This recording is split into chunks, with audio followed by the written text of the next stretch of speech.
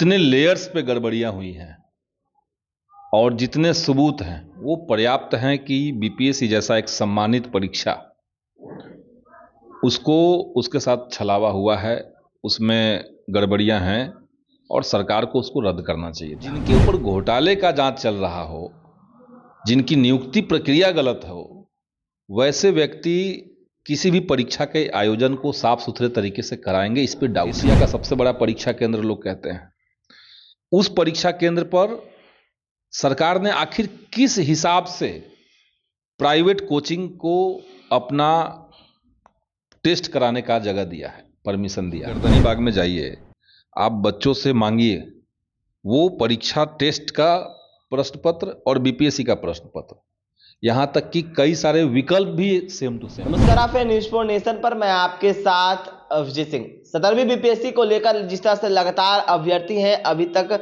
पटना के गर्दनी बाग धरना स्थल पर धरने पर बैठे हुए हैं, तो वहीं पटना हाई कोर्ट में यह मामला है और पीटी का रिजल्ट भी दे दिया गया है, लेकिन साफ तौर पर जो सुनवाई है पटना हाई कोर्ट में वो हर एक बार टलता हुआ दिख रहा है। दूसरी जो सुनवाई है वो 31 जनवरी को होना था, लेकिन न्यायाधीश के छुट्टी के कारण वो भी जो बात है वो टल गई। और वहीं बात करें तो कल भी सुनवाई होना था, लेकिन लंबे समय तक जो सुनवाई है वो 47वां नंबर पर बीपीएससी का सुनवाई होना था, लेकिन अभी तक उस पर सुनवाई नहीं हुई है। हमारे साथ बात करने के लिए भाकपा माले के विधायक के संदीप सौरभ बात करेंगे। 17वीं बीपीएससी को लेकर लगातार अभी तक मामला शांत नहीं होने का नाम ले रहा है। पटना हाईकोर्ट में मामला है, अभी तक सुनवाई उस पर क्यों नहीं हो रही है? नहीं, कायदे से अब न्यायालय में कैसे सुनवाई होगी वो तो अलग चीज है, लेकिन कायदे से इस मामले में संज्ञान सरकार को लेना चाहिए था।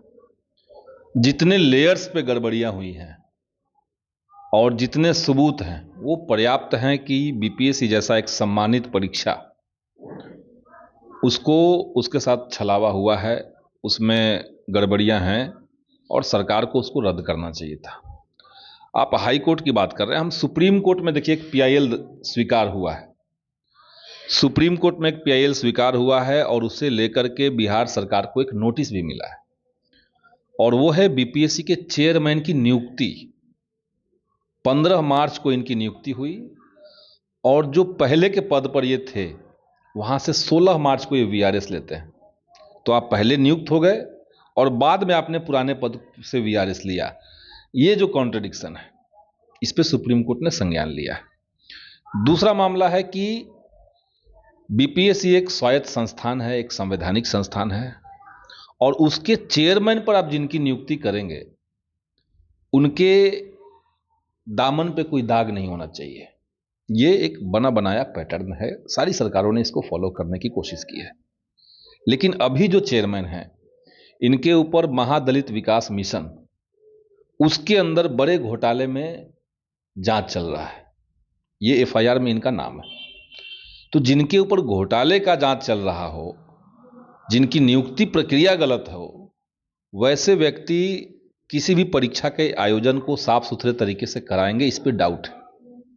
आपने देखा कि जो बापू परीक्षा परिसर था, सरकारी संस्थान है, वो एशिया का सबसे बड़ा परीक्षा केंद्र लोग कहते हैं, उस परीक्षा केंद्र पर सरकार ने आखिर किस हिसाब से प्राइवेट कोचिंग को अपना टेस्ट कराने का जगह दिया है, परमिशन दिया, तो ये बड़ा सवाल है।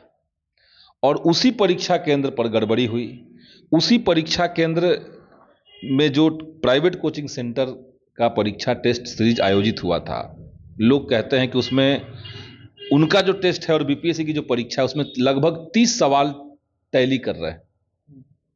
तो ये तो बहुत बड़ा मामला है। आप तो इसका मतलब टाइप कर रहे हैं कोचिंग जो जिन्होंने टेस्ट लिया हुआ, यानी कि खान सर पर इशारा है, लेकिन खान सर भी तो बच्चे के फेवर में है। अब वो हैं कि नहीं, हम उनकी बात नहीं कह रहे हैं, क्योंकि उन्हीं का लेकिन ये आप देखिए, गर्दनी बाग में जाइए, आप बच्चों से मांगिए वो परीक्षा टेस्ट का प्रश्न पत्र और बीपीएससी का प्रश्न पत्र, यहां तक कि कई सारे विकल्प भी सेम टू सेम है।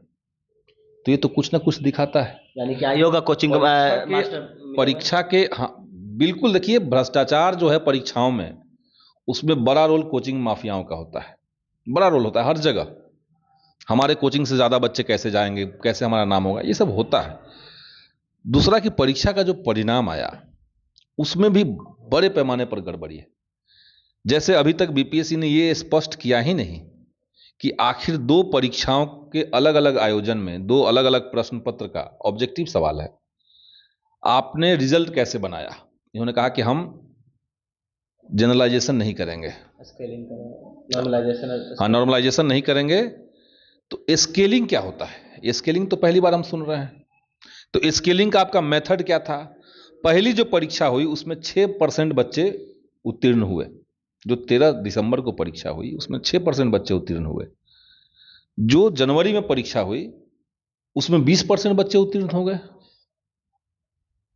कोई तो एक तालमेल होना चाहिए था दोनों में के रिजल्ट में। इसका मतलब नॉर्मलाइजेशन हुआ है। इसका मतलब कि आपने पहले जो परीक्षा जिन लोगों ने दी थी उसके साथ खुला नाइंसाफी किया है। क्यों किया है?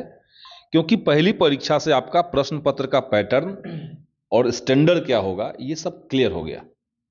आपने कहा था कि हम आईएएस लेवल का सवाल पूछेंगे, आपने ग्रुप डी लेवल का सवाल पूछा। और जो दूसरी परीक्षा में जो बच्चे बैठे उनको 20 दिन अतिरिक्त मौका मिला फोकस करके कि इस तरह का सवाल आएगा, इसी तरह पे हमको फोकस करना है। तो ये तो नाइंसाफी हो गई। तो इस तरह की परीक्षाएं, अच्छा देखिए, सरकार सबसे बड़ी बात की कह रही थी कि एक ही परीक्षा केंद्र पर तो गड़बड़ी हुई है, एक ही परीक्षा केंद्र तो रद्द कर रहे हैं। तो फिर आपने जब दूसरी बार परीक्षा ली तो एक परीक्षा केंद्र 22 परीक्षा केंद्र कैसे हुआ? यानी क्या यह संभव है कि 22 परीक्षा केंद्रों पर अगर कोई गड़बड़ी होती और तब भी कोई परीक्षा जबरदस्ती करवाया जाता? लेकिन यह हो रहा है और यह काम था सरकार का। लेकिन सरकार तो लाठियों के अलावा और कोई बात कह नहीं रही है। लाठी और वाटर कैनन, एफआईआर, छात्रों को परेशान करना, उनको जेल में डालना, यही सरकार कर रही है। तो इसलिए बिहार भर के नौजवान इस सरकार से बहुत आहत हैं। और अब मामला केवल बीपीएससी का नहीं रहा, तमाम परीक्षार्थी इस मुद्दे से जुड़े हुए हैं। क्योंकि पेपर लीक, अपारदर्शिता, भ्रष्टाचार, सेटिंग, ये बिहार के अंदर सारी बहालियों में, और बल्कि जहां जहां एनडीए की सरकार है सभी जगह का एक ट्रेंड बना हुआ है। लेकिन सुनवाई क्यों नहीं हो रहा पटना हाई कोर्ट में? बार बार टल जा रहा है, न्यायाधीश छुट्टी पर चल जाते हैं। कल भी सुनवाई होना था, वो भी 47वां नंबर केस था, इसलिए वो सुनवाई नहीं। अब सुनवाई देखिए, कोर्ट में क्या मेथड है, क्या नहीं, क्या वकील करें, ये हम नहीं इसके बारे में डिटेल जानते हैं और इस पर हम टिप्पणी क्या करें। सुनवाई होनी चाहिए थी, लेकिन हम तो जवाबदेह कोर्ट को नहीं मानेंगे। जवाबदेह तो सरकार है। अगर सरकार न्याय चाहती है कि न्यायपूर्ण तरीके से हो, और देख लीजिए इस बार बीपीएससी की परीक्षा में एसडीएम के पद आए हुए हैं, डीएसपी के पद आए हुए हैं और बड़ी संख्या में पद हैं। और अगर कोई धांधली है और पैसे से जो लोग चुन करके उन पदों पर जाएंगे, आप समझिए कि वो बिहार को लूट करके बर्बाद करेंगे। इसलिए भी इस तरह की परीक्षाओं का फेयर होना जरूरी है, ताकि उससे नीचे के स्तर पर करप्शन न बढ़ने लगे। अधिकारी का पद है, ये सारे पद अधिकारियों के हैं। कोई 1 करोड़ देकर के अगर डीएसपी बन जाएगा तो वो तो 1 करोड़ के बदले 5 करोड़ वसूलेगा वहां जाकर के। तो इसलिए सरकार को इस मामले को गंभीरता से देखना चाहिए। बजट सत्र भी है 28 फरवरी से, क्या लगता है किन किन मुद्दे को लेकर आप लोग जा रहे हैं सदन में? आप देखिए, हम लोग तो बिहार के बदलाव चाहने वाले लोग हैं, एक न्यायपूर्ण बिहार बने इसके लिए। और आप जानते होंगे 2 मार्च के दिन विधानसभा के बीच में, सदन के बीच में ही 2 मार्च को गांधी मैदान में बदलो बिहार महाजुटान हम लोग कर रहे हैं। और इस महाजुटान का जो उद्देश्य है कि जितने जन आंदोलन बिहार में इस समय चल रहे हैं अलग अलग मुद्दों को लेकर के, उन सब का जुटान हो। जितने संघर्ष कर रहे हैं सड़क पर उतर करके, उनका महाजुटान है वो। तो इसलिए वैसी तमाम ताकतें जो अपने अधिकार के लिए, न्याय के लिए, बराबरी के लिए, रोजगार में उनको सोशल सिक्योरिटी हो, इस बात के लिए जो संघर्ष कर रहे हैं, उन सारे लोगों का मुद्दा हम लोग उठाएंगे। और बीपीएससी का मुद्दा तो प्राथमिकता से उठाया जाएगा, क्योंकि ये पूरे बिहार के युवाओं के भविष्य का मामला बन चुका है। डोमिसाइल एक प्रमुख चीज हमारे लिए है। हम लोग चाहते हैं कि बिहार में डोमिसाइल लागू हो, और इस बार बिहार विधानसभा में फिर से डोमिसाइल के मुद्दे को हम लोग मजबूती से उठाएंगे। इस बार लंबा सेशन होने वाला, लगता है आप लोगों की बात सुनी जाएगी, विपक्ष की बात को रखिएगी, क्योंकि सरकार का अंतिम बजट सत्र है। लंबा तो क्या कहें, जितना होना चाहिए था उतना तो नहीं है। सदन 22 दिन या 24 दिन ही है, 22 दिन ही है। सदन तो और लंबा चाहिए था, लेकिन हम देख रहे हैं कि धीरे धीरे सदन को जानबूझ करके छोटा किया जा रहा है।